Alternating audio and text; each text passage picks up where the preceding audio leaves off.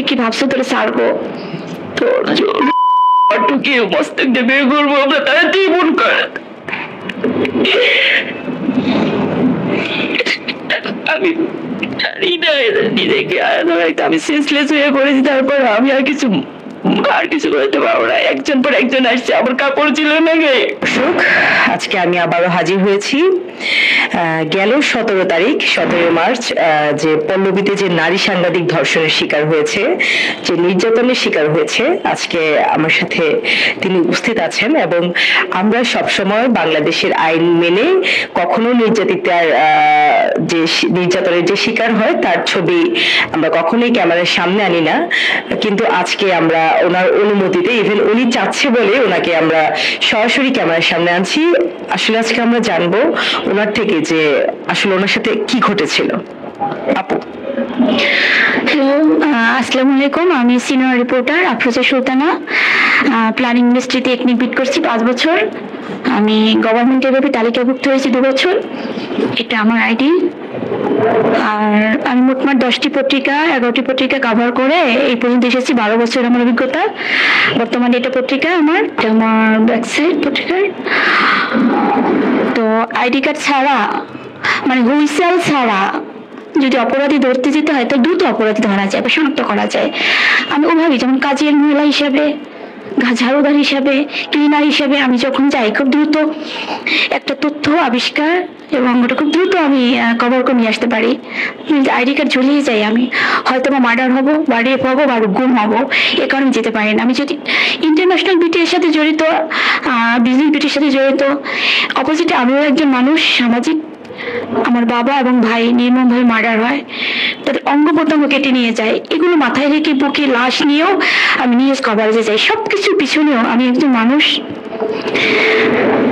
আমার সবার শেষে আমি খুঁজি আমার বাবা ভাইয়ের হত্যাকারী কে। খোঁজার পরে আমি যখন দেখি তারা এখানে অবস্থান করছে, যত ডাস্টবিনে নামতে ইচ্ছে করে, যত নিচে নামতে ইচ্ছে করে, আমার নাম নেমে তাদেরকে শনাক্ত করে তাদেরকে ধরা, আমার খুব জীবন শেষ মৃত্যু পর্যন্ত আমি এটা লড়ে তাদেরকে ধরবো এবং তাদেরকে করাপ করবো। এভাবে আমি আগিয়েছি। একদিকে আমি জার্নালিজম, আরেকদিকে আমার বাবা ভাইয়ের হত্যাকারীদের খোঁজা, সবকিছু মিলিয়ে আমি একাই ফাইট করে, লড়াই করে এত দূরে গিয়েছি। আমি যদি কোনো ক্যামেরা, কোনো পুলিশ সাথে নিতাম, এত দ্রুত সবাইকে আমি ধরতে পারতাম না, এত দ্রুত ক্রপ করতে পারতাম না। হয়তো আমি সবকিছু হারিয়েছি। আমার একটা যোগাযোগ করার, কমিউনিটি করার একটা মোবাইল নিয়ে, ল্যাপটপ নিয়ে সবকিছু নিয়ে গেছে আমার হাত থেকে, চাবি নিয়ে। রাত 11টা থেকে 1টা পর্যন্ত মানিকদি ক্যান্টনমেন্ট থানার আন্ডারে মানিকদি বাজার বিশাল বড় আর্মি ক্যাম্প, আর্মি কোয়ার্টার, সিঙ্গা শর্মী গলিতে ঢুকে নির্মম নির্যাতন চালিয়েছে। ওখানে ছিল 2 জন বাড়িওয়ালা। টাকার কন্ট্যাক্ট, আমার সামনে বসে টাকার কন্ট্যাক্ট ওদের কোথায় হাতে তুলে দিল। ওরা আমার ভাইয়ের ছেলে। চুপ, একদম চুপ। আমাকে বললো একদম চুপ, ওরা আমার ভাইয়ের ছিল, ওরা যা বলবে তাই শুনতে হবে আপনার। আচ্ছা, ওই দিন আসলে ওরা কয়জন ছিল আর আপনার সাথে কি হয়েছিল? 17 জন আমার সাথে এভাবে মারামারি আঘাত করেছে, 16-17 জন মোট। কিন্তু ওরা যখন সিংহাসন থেকে রাত 11টা থেকে 17 তারিখ 17 মার্চ 2025-এ রাত 11টা থেকে রাত 1টা পর্যন্ত ওখানে মারে, প্রচন্ড ভাবে মারে, 1টা থেকে 2টোই হবে মনে হচ্ছে। মানে এমন নির্যাতন চালে, শারীরিক এবং মানসিক, এমন কিছু নিয়ে না করেছে। প্রত্যেকটা বাড়িওয়ালা হাতে ক্যামেরা এবং মোবাইল, কেউ আমাকে বাঁচাতে আসেনি। শুধু এটুকু বলেছে আমার কান স্পষ্ট, আপনারা আপনাদের ডেরায় নিয়ে যান।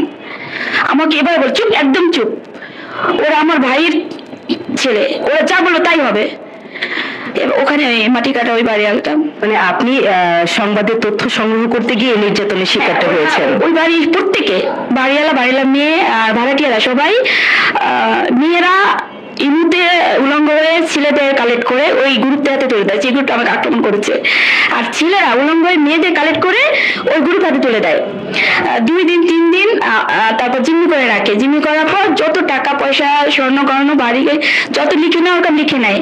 2 দিন পরে, 3 দিন পরে ওদেরকে জবাই করে শরীরের অঙ্গ প্রত্যঙ্গ, জিহ্বা, চোখ, ব্রেন, কিডনি, খুব দামি হাড়, চোয়ালে, শক্তিশালী পাঁজরের হাড়, এগুলো বিক্রি করে আবার। এই গ্রুপটা আমি ধরতে গিয়েছি, এবং এটা তো মাইকবাজি হর্নবাজি পুলিশ নিয়ে ধরা যায় না। সেটা কি আপনাদের অফিসের অ্যাসাইনমেন্ট ছিল? না, পুলিশ কাউকে বলা যাবে না, এই তথ্যটা এমন একটি কাউকে বলা যাবে না। আমার বাবা ভাইয়ের পিছনে কাটা, মস্তক নিয়ে গেছে, আবার জোড়া লাগানো স্পেশাল স্কিন টাচ দিয়ে, আবার আলাদা চামড়া দিয়ে আলাদা স্কিন দিয়ে জোড়া লাগানো, কিছু করতে পারেনি, শুধু রক্ত ঝরছে। আমার বাবার পিছনে পিঠ সম্পূর্ণ ফাড়া, স্পেশাল চামড়া দিয়ে। আপনার বাবার ঘটনাটা কবে ঘটেছিল? 2023 সালে 23 ডিসেম্বর। আর ভাইয়া মারা হয়েছে 2014 সালে 26 নভেম্বর। মানে আপনি এই আপনার সাথে এই ঘটনার পূর্বে 2023 সালে আপনার বাবা এবং ভাই দুজনে মার্ডার হয়েছে? হ্যাঁ। আচ্ছা। এই হত্যাকাণ্ডের মামলা নাম্বার 3/2/2015 বরিশাল বিমানবন্দর থানা, ওইখানে মার্ডার মামলা হচ্ছে ভাইয়ের। নিম্ন আদালত ম্যাজিস্ট্রেট সুরাতের রিপোর্ট পোস্টমর্টমের জন্য অর্ডারও দিয়েছে। আমি কোর্টে গেছিলাম, সুরাতের রিপোর্ট আর পোস্টমর্টমটা করতেই দেয়নি আমাকে। সুরাতের রিপোর্ট পোস্টমর্টম ছাড়া আমার ভাইয়ের মার্ডার মামলাটা সম্পূর্ণ ডিসমিস করেছে। পৃথিবীতে কোন সংবিধান, কোন আইন আছে, কোন ল আছে আমি জানি না। আমার ভাই সুরাতের রিপোর্ট পোস্টমর্টম ছাড়া আমাকে নেশা করে এবং পাগল লেখা, কোন পাগল এবং নেশা করে কোন সার্টিফিকেট জমা দিতে পারেনি, ডাক্তারি কোন রিপোর্ট জমা দিতে পারেনি, মামলাটা ডিসমিস করে দিয়েছে। এভাবে আব্বু এবং ভাইয়া মার্ডার হওয়ার আগে আমার সাথে যে অকারেন্সটা ঘটেছে 17 তারিখ মার্চ 2025, একই সেম ঘটনা ঘটেছিল। তানিয়া তার তমা ওরফে তমা শিকদার, তার হাজবেন্ড জুয়েল চন্দ্র সুর, সে মুসলিম আইডি কার্ড ব্যবহার করে জুয়েল রহমান, সে মাদারীপুর ডাক্তার অ্যাসোসিয়েশনের সভাপতি ছিলেন, এখন মনে হয় এক্স। এভাবে তারা একটা গুরু সংঘবদ্ধ চক্র। এই তানিয়াতে তোমার কয় হাজার হাজবেন্ড, কয় লক্ষ হাজবেন্ড আমরা গুলি কোলাতে পারিনি। আমি মোটমাট 50টা হাজবেন্ডের তালিকা করতে গিয়েছিলাম ওখানে। তখন আমি একজন সাংবাদিকদের সাথে সাপোর্ট হিসাবে কাজ করতাম, তখন ছোট। 2011 সালে 50টা হাজবেন্ডের তালিকা 50 নম্বর যখন জিজ্ঞাসা করছি, তখন আমি ধরা পড়ে গেছি। এখন আমার এখানে আঘাত করেছিল, সে ডাক্তারি সার্টিফিকেটটা আপনাকে আমি দেখাতে পারবো, দিতে পারবো। ডাক্তারি রিপোর্টটা ঢাকা মেডিকেল কলেজে, ওখানে ভিডিও ফুটেজও আছে। সেই তাদের একটা তমা ওর আবার নিউরোলজি সফটওয়্যার একটা ব্যবহার করে, আরেকটা ব্যবহার করে জিপি অ্যাপস। যেমন এই মোবাইল নাম্বারটা এখন কোন ঘরে আছে, কয়তলা আছে, কোন রুমে আছে, কত নম্বর সেক্টর, কত নম্বর রোড, বাসা নম্বর কত, কয়তলায়, টপ ফ্লোরে না 5 ফ্লোরে না 10 ফ্লোরে, সব মোবাইল নাম্বার জিপি অ্যাপস একটা সেক্টর আছে, ওটা ব্যবহার করে তারা ওই কিলিং মিশনটা সম্পূর্ণ। আর নিউরোলজি সেক্টরটা আবার এই কিলিং মিশন যারা সম্পূর্ণ করে, এই জিনিসগুলোর তথ্য আপনি কোথা থেকে পেয়েছেন? এটা কি আপনার অফিসিয়াল অ্যাসাইনমেন্ট ছিল নাকি? না, আমি ভুক্তভোগী। আমি যখন সাংবাদিকতা করি তার আগ থেকে মার্ডার হুমকির শিকার হয়েছিলাম। তা নিয়ে তোমার ওই যে 50টা হাজবেন্ডের তালিকা করতে গেছিলাম খুব সূক্ষ্মভাবে। তখন আমি কাজের মেয়ে হয়ে গেছিলাম। আমাকে একজন জার্নালিস্ট পাঠিয়েছিল সাপোর্ট হিসেবে কাজ করতে, ট্রেন আপ ছিলাম তখন আমি প্রথম। পর ওই সময় আঘাত করে আমাকে সিরিয়াসলি ছিলাম। আমার 7 তলা থেকে রক্ত ফ্লোরে, গ্রাউন্ড ফ্লোরে পড়েছে। 5টা সুতির ড্রেস টুপটুপে ভিজা রক্তে, 5টা ড্রেসই ও ফেলে দিয়েছে। 2টা ড্রেস পেয়েছি একেবারে নিচে একটা ঘাসের উপরে বাজানো, আম গাছের ডালের উপরে, আর আরেকটা পাশের বাড়ি 5তলা ছাদে পেয়েছি আরেকটা ড্রেস রক্তমাখা। এই 2টা ড্রেস আমার বাসায় এখনো আছে রক্তমাখা। মানে আপনার সাথে এই 17 তারিখে যে ঘটনাটা ঘটেছে এটা নতুন না, মানে এর আগে থেকে আপনার তাদের সাথে শত্রুতা ছিল? ওরা আমার বরিশালের এলাকার, মানে যারা আপনার সাথে 17 তারিখে ঘটনা বরিশালে। আচ্ছা, আসলে ওই দিন রাতে একজ্যাক্ট কি হয়েছিল? আমি তো গেছি ও বাসায় জাস্ট একটু প্রশ্ন করতে, আপনাদের ডিভোর্স হয়ে গেছে, আপনার সেই ওয়াইফ যে এরকম ইমুতে নগ্ন হয়। না আপু, তার সাথে আমার ডিভোর্স হয়ে গেছে, আর মাত্র 20 দিন আছে, 20 দিন পরে সে আপনার কাগজ নিয়ে যান। ফাইনাল আমার ডিভোর্স হয় 20 দিন পর। তারপর এখন দেখলাম কি মুখ মলিন, যে ছেলেটার কাছে প্রশ্ন করতে গেছে, যে বাসায় ভাড়াটির কাছে প্রশ্ন করতে গেছে, আমাকে নুডলস খাওয়ালো একটুখানি, আর দুধ খাওয়াবে, এর মধ্যে এসে পড়ছে কে যেন ফোন করেছে, ওদিক থেকে ফোন করেছে আসার জন্য। হুড়মুড়ে অনেকগুলো ছেলে চলে আসছে, হাতে মোবাইল এবং ক্যামেরা।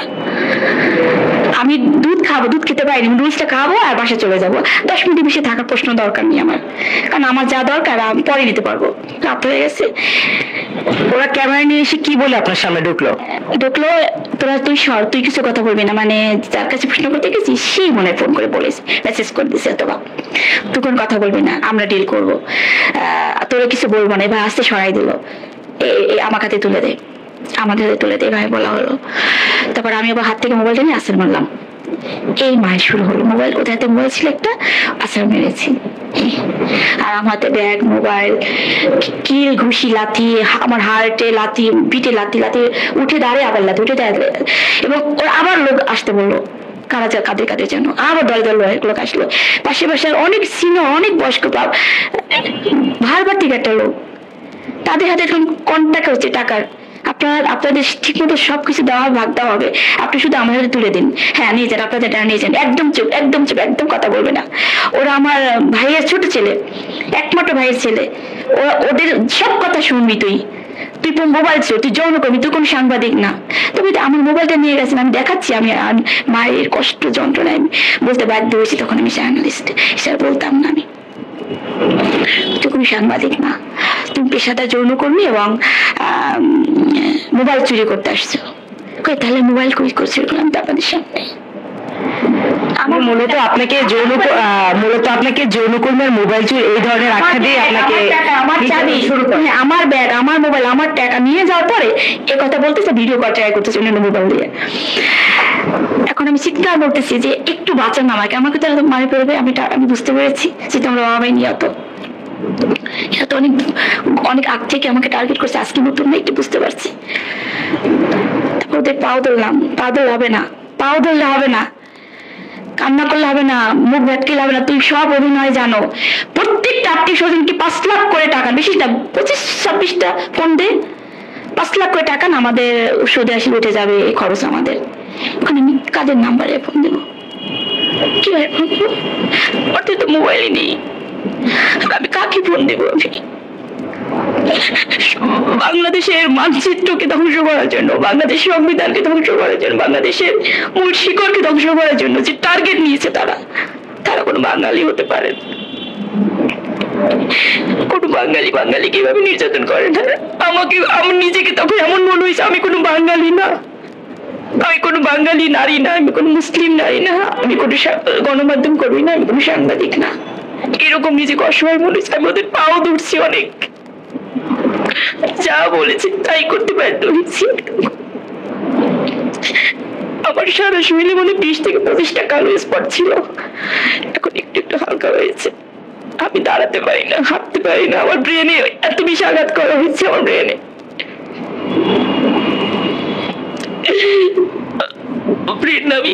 আমার ব্রেনে মেমোরি মডেল লেস হয়ে আছে,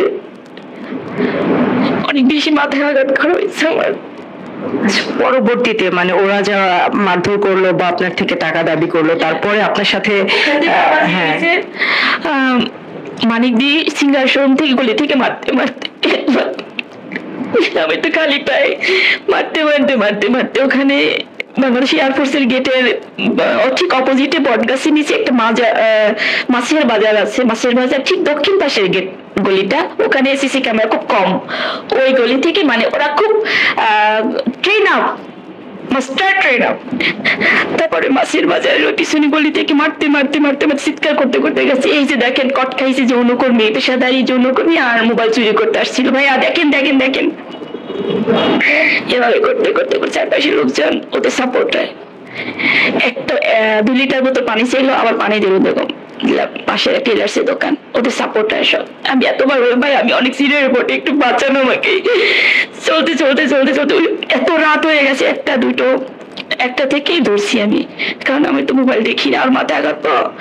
1টা থেকে রাত চলে গেছে একেবারে শিশমাতে টানতে লাথি মারতে ঘুষিতে চলে গেছি কোথায়, একেবারে পল্লবী থানার শুরু, কনস্ট্রাকশন বিল্ডিং 12 তলা, 1.5 বছর নাকি ও বিল্ডিং তৈরি করতেছে, কিন্তু কোনো বিল্ডিং সিসি ক্যামেরা নেই। টানতে লেবাররা ভাত খাচ্ছে, তারা খুব স্বাভাবিক মনে করতেছে ঘটনাটা। তাহলে বোঝা যাচ্ছে, আমি একটু বুঝলাম প্রতিদিন এরকম অঘটন ঘটে, প্রতিদিন নারী বা পুরুষ নিয়ে আসে জিম্মি করে রাখে বিল্ডিংটায়। যেখানে আমাকে নিয়ে গেল 3 তলা টানতে আমি তো হাঁটতে পারি না। তখন আমার শরীরে অত্যাচার নির্যাতনে এত কষ্ট পাচ্ছে, হাঁটতে পারি না, টানতে নিয়ে গেছে। পরে ওখানে ইয়াবার ছোলা ফালানো, কার্পেট বিছানো, চেয়ার সাজানো এবং 12 তলা পর্যন্ত এবার প্রত্যেকটা রুমে এভাবে রুমে এই স্টেজ সাজানো, এবার জিম্মি করে রাখার। আমাকে বারবার আরেকবার আরো কয়েকবার বলছে আমরা প্রত্যেকে 5টা থেকে 7টা মার্ডার মামলা আসামি, আমরা মার্ডারে ভয় পাই না, তাড়াতাড়ি আমাকে টাকা সংগ্রহ কর, তাহলে সারা তোর কিডনি বিক্রি করলো 2 লাখ টাকা পাবো, 2 কোটি টাকা পাবো, যেটা তা নিয়ে একটা তমা ওরা এই কাজগুলি করে, কিডনি বিক্রি করে। আমি ম্যাচ খুঁজে পেয়েছি। ওর হাজবেন্ড আবার জুয়েল চন্দ্র সুর মাদারীপুর ডাক্তার অ্যাসোসিয়েশনের প্রাক্তন সভাপতি ছিলেন, এখন নাই মনে হয়। জুয়েল রহমান ও সার্টিফিকেট এডিট করে বানিয়েছে জুয়েল রহমান বলে মুসলমান হয়েছে আমার হাজবেন্ড, হিন্দু থেকে। ওরা এটাই বলতেছে বারবার, তোর ব্রেন বিক্রি করলে তো আমি 2 কোটি টাকা পাবো, তুই কি ভাবছো তোরে ছাড়বো, তোর টুকিয়ে মস্তক দিয়ে বের করবো আমরা, তারা তুই মন কর। আমি জানি না নিজেকে আমি সেন্সলেস হয়ে পড়েছি, তারপর আমি আর কিছু করতে পারবো না। একজন পর একজন আসছে, আমার কাপড় ছিল না গে, এরপর আমি কি হয়েছে সকাল হয়েছে একটু মনে হয় নিচে গেছে, টায়ার্ড হয়ে আবার শক্তি আবার খাই, একটু পর আসে, তারপর নিচে ওরা নাস্তা করছে সকালবেলা, আমাকে আবার নিচে দারোয়ানে নিয়ে টানতে নাস্তা খাওয়ার আগে একটু টানতে নিচে দারোয়ানের রুমে গেটের পাশে বাঁশ দিয়ে সাজানো একটা রুম, যেখানে এসে কোনো পুলিশ প্রশাসন সাংবাদিক খুঁজে পাবে না আমাকে, ওখানে রাখছি। একটা কথা বলবে, নাস্তা নিয়ে আসতেছি, তুই নাস্তা খাবি, ওখানে থাকবি, মানে ওখানে দিয়ে নিয়ে আসছে, ওদের স্বাদ মেটেনি, ওখানে রাতে রাখছে, সারাদিন রাখবে ওই মানে দারোয়ানের রুমটায়, ছোট একটা বাঁশের রুম, রাস্তা ঠিক একটু সামনে, এই বিল্ডিং এ দাঁড়ান, বাঁশে সাজানো একটা রুম, ওখানে সারাদিন রাখবে, রাতে আমাকে আবার টর্চার করবে এবং অবশেষে হত্যা করবে, এভাবে রাখছে। সে ম্যানেজার আর আরেকজন ম্যানেজার দুজনকে ধরাই দিছি, যে তার দুজনে আমার সাথে মানে অপরাধের সাথে জড়িত ছিল, যৌন কর্মে লিপ্ত ছিল, এবং যেটা ভিডিও ফুটেজ ওসি তদন্ত ওসি কায়ুম আবুল কায়ুম তার সে ভিডিওটা করে রাখছে, সে আপনি স্বীকার করুন কি করেছে, স্বীকার করেছে, সে আমার সাথে স্বীকারোক্তিমূলক জবানবন্দি দিয়েছে, জীবনবন্দি দিয়েছে। পরে ওই জায়গা থেকে আপনি বের হলেন কিভাবে? ওরা যখন দারোয়ানের রুমে রাখলো আমাকে, ভয় পেয়ে নাস্তা করলো, আমি দেখতেছি ফাঁকে দরজার ফাঁকি থেকে, তো মানে কম দামি একটা জায়গা থাকে যেমন বাঁশের তৈরি বেড়া, আমি উকি মারছি দেখি কেউ নাস্তা করতেছে কিন্তু যাচ্ছে না, চলে যাচ্ছে, নাস্তা করতেছে, কেউ হেলাম দিতেছে, কেউ শুয়ে পড়ছে, টায়ার্ড করা। এখন এই মুহূর্তে আমার যেভাবে সূর্যের আলো বের হয়েছে, 8টা বাজতেছে, 7টা ওভার হয়ে গেছে, দূরে বেরোতে হবে, যত কিছু। মানুষ তো এখন একটা আর্মি রিটায়ার্ড পার্সন হয়ে শিক্ষিত ব্যক্তি হলো, সামনে পড়বো আমি, এইভাবে ওখান থেকে লাভ দিয়ে আমি দৌড়ে উপরে উঠে আমার ব্যারিকেড করছে, ধাক্কা মেরে করে আমি দৌড়ে গেছিয়া, দৌড়িতে পারি না তো, হাঁটতে পারতেছি না, তখন লাথি মেরে ফেলেছে পেছন থেকে, মাথায় বেশি আঘাত করছে, যেন আমি সেন্সলেস থাকি, ওদের কোনো কাহিনী বলতে না পারি। দড়ি উঠতে একটা লোক আগে বলছে ওনাকে মারো কেন, মোবাইল চলছে, অন্য কোনো দোষ ধরা পড়ছে, মোবাইল চলে এই করে পুলিশ আছে তুলে দেন না করে মেয়েদেরকে হাত তুলে কেউ, তারপর ওই লোকে পা ধরে পড়ছি, একটু পরে আবার দূরে এক জায়গায় গেছে পা ধরে পড়ছি আমি, আমাকে একটু বাঁচান, আমি একজন পেশাদারী সাংবাদিক, আমি আমার আইডি কার্ড আছে, আমারও সবকিছু আপনাকে দেখাচ্ছি, আমাকে জোর করে কিডন্যাপ করে ধরে নিয়ে আছে, আমাকে জবাই করে হত্যা করে মধ্যে আছে, আমাকে তুলে দিন না, বারবার বলছে আমাদের তুলে দে, কোনো বিচার সালিশি নেই, উনি যৌন কর্মী, পেশাদার মোবাইল চোর, ইয়াবা ব্যবসায়ী এটা ভুলে গেছে, এটা বলতে পারে। মানে যত প্রকার হত্যা করার সময় কোনো ডকুমেন্ট কাজে না লাগে, দলিল কাজে না লাগে, সবাই মিলে যেন গণহত্যা করে, সবাই মিলে যেন সম্মিলিতভাবে হত্যা করে, এভাবে প্রেজেন্ট করেছে, এটা খুব মাস্টার ট্রেনিং প্রাপ্ত। তারপর আমার বাসা থেকে ওরা আমাকে চিন্তা যখন ছিলাম, আমি যখন কাপড় ছেঁড়া, এই পাশে মোবাইল লাইভ করছে, ওরা 2জন মোটরসাইকেলে গিয়ে আমার হাত থেকে চাবি নিয়ে গেছে, বাসার চাবি নিয়ে গেছে, লাইভে আছে, বল তার বাচ্চা খারাপ ভাষায় বলছে। বল, আপনি কি ওখান থেকে সোজা বাসায় চলে গেছেন? না, ওরা বাসায় গেছে আমার হাত থেকে চাবি নিয়ে। ও তো লাইভে, আমি দুপুরে মন্দির ওই সময় কথা বলছি। বল কোথায়, কোন রোডে তোর বাসা, কোন গলি? আমি রাজেশ মার্কেট থেকে সোজা মোল্লা ঠিক হয়ে সোজা একটা মসজিদ পড়বে, রাস্তায় একটা কবরস্থান পড়বে, তো কবরস্থান সংলগ্নেই আমার বাসাটা, প্রথম গলি। এই গলিটা এই দেখাই দিচ্ছি, এদিকে তো আমার ঘুষিয়ে আছে। আর বল বল বল, তারপর এই গলি, এই যে প্রথম বাম পাশের গলিটা, কালো গেটটা, রাজা রাসেলের বাসা। ওকে বললেই হবে আমার ঘর কোনটা। এই আমার তো হুশ নেই, সেন্স কাজ করে না যে কেন বলতেছি ওদেরকে আমি। ওরা যা বল তাই শুনতেছি আমি, সেন্স তো কাজ করতেছে না। বাসায় ঢুকি, আমার কোরাই 7 1,20,000 টাকার আমাকে গিফট করা হয়েছিল আমার এক অফিস থেকে। আর ওইটা দিয়ে ইউজ করতাম সব। আর আমার মাস্টার্সের সার্টিফিকেট, কম্পিউটার কোর্সে 3টা সার্টিফিকেট, আমার গাজীপুরে 1 বিঘাটা জমি আছে, জমির দলিলপত্র, কিছু কিছু ডকুমেন্ট ছিল লেখাপড়ার। আমি প্রতিদিন আপডেট যে লেখাপড়া ওইটা প্রিন্ট করে রাখছি। প্রতিদিন স্টাডির, নিউজের স্টাডির, আমি 3টা নকশাল ইস্যু নিয়ে কাজ করি, প্রিন্ট করে রেখেছি। ওই লেখাটাও নিয়ে গেছে। তাহলে হাত দিছি কোথায়? আমাদের বাংলাদেশের শিকড়ে হাত দিয়েছে।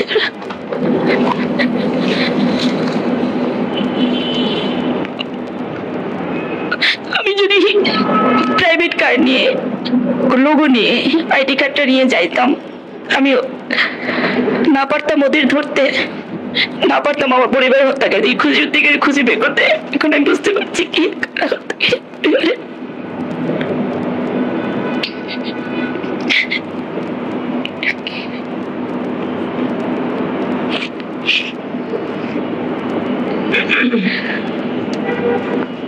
আচ্ছা, এই ব্যাপারে আপনি আইনি কি কি পদক্ষেপ নিয়েছেন? আইনি পল্লবী থানায় না, আমি দৌড়ে ওখান থেকে দৌড়ে মারার পর আর্মি অফিসে যাচ্ছে রেডি হয়ে, বা দূর দূরান্তে বড় বড় ব্যাংকার অফিসাররা যাচ্ছে রেডি হয়ে, ভাই আমাকে একটু বাঁচান, আমি সিনিয়র রিপোর্টার, আমাকে কিডন্যাপ করে নিয়ে আসছে, আমাকে মেরে ফেলতে আসতেছে। আর মেরে ফেলতে পারবেন আপনাকে, আমরা আছি এখানে, আপনি যান, দাঁড়াই আছে, আপনি যান, এবার দাঁড়ায় আছে, আপনি যাবেন, তারপর আমরা অফিসে যাবো। দৌড়ে এয়ারফোর্সে গেটের ভিতরে ঢুকছি। ঢোকার পরে হাতে বাঁশি ছিল, আর আর্মি এয়ারফোর্সের পোশাক পরা এক ভাই সিসি ক্যামেরা ফুটেজ দেখা যাবে যেদিকে উদ্ধার করে। উনি ভাবছে আমি পথে টোকাই কোনো মেয়ে, পোশাক আসে নষ্ট একেবারে, পায়খানা করছে, পেটে বড়া, পায়ের জুতা নেই, চুলমুল এলোমেলো, ঘুষিয়ানে সারা শরীরে, মুখে দাগ। ভাই পেশে যান, আমি তো মানুষ, আমি যদি ফুটপাতের একজন মানুষ, বস্তি লাগা মানুষ, আমি তো একজন মানুষ। গেটে বসে আরেকজন ভদ্রলোক কোটায় সুন্দরভাবে স্মার্টলি পকেট থেকে 100 টাকা দিছে আমাকে, আর একটা আপু অনেক পরীক্ষা পরে সে আমাকে 20-30 টাকা দিছে, মোট 130 টাকা দিয়ে রিক্সে উঠে ক্যান্টনমেন্ট থানায় গেছি। বললো যে ক্যান্টনমেন্ট থানায় যান। কোথায় যাবো, মাথায় কাজ করে না। ক্যান্টনমেন্ট থানায় গেছি, সাথে হচ্ছে মামলা নিছে। আমাকে পানি খেতে বললো, পানি খেলাম, ওয়াশরুমে যেতে ইচ্ছা করলো, ওয়াশরুমে গেলাম, সবকিছু ওয়াশ করে ভিজা কাপড় পরলাম, দুর্গন্ধ আসতেছে শরীর থেকে, সাবান নিয়ে এমনি পানি দিয়ে ওয়াশ করে তারপর গেলাম। আমি ফেস দেখাতে বলেছি এই নতুন সময়কে, আমি কেন ভয় পাবো? এটা বাংলাদেশের মানচিত্র ছবি, 2025 বাংলাদেশের মানচিত্র ছবি আমার ফেস, আমি কেন লুকাবো? আমার দুর্বলতা কি, আমার অপরাধ কি?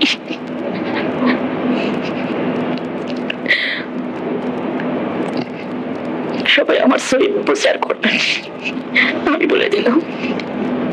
পৃথিবীর শেষ প্রান্ত পর্যন্ত বলে দেবেন এই বাংলাদেশের এই আর্মিদের মিস্ট্রিট পাওয়ার, এই হচ্ছে গণধর্ষণের শিকারী সাংবাদিক, এই সেই ছবি। আমি বলে দেবো, আমি পারমিশন দিলাম। আমি আমার বাড়িওয়ালা, আমি যেখানে ধর্ষণের শিকার হয়েছি 2 বাড়িওয়ালা, পল্লবী থানায় একটা বাড়িওয়ালা, 12 তলা বিল্ডিং, 3 বাড়িওয়ালাকে আমি অভিযুক্ত করতে চাই। এখানে কেউ আমার পাশে সাহায্য দাঁড়ায়নি, কেউ আমার পাশে একটু সাহায্য করেনি, একটা গ্লাস পানি দেয়নি, কেউ আমার পাশে আসেনি। আমি তাদেরকে পিছনের শক্তিদাতা হিসেবে সাপোর্ট, পিছনের শক্তিদাতা সাপোর্ট হিসেবে বলবো। তিন বাড়িওয়ালা, আমার বাড়িওয়ালা, দুই বাড়ি, দুইটা বাড়ির বাড়িওয়ালা, এদেরকে দ্রুত আইনের আওতায় এবং এই যে 16-17 জন এবং তাদের পরিবারকে আইনের আওতায় 16-17 জনকে তারা শেল্টার দিচ্ছে আশেপাশে ইন্টারন্যাশনাল এবং ন্যাশনাল যারা শেল্টার দিচ্ছে বা দিচ্ছে তাদের সবাইকে আইনের আওতায় অনুরোধ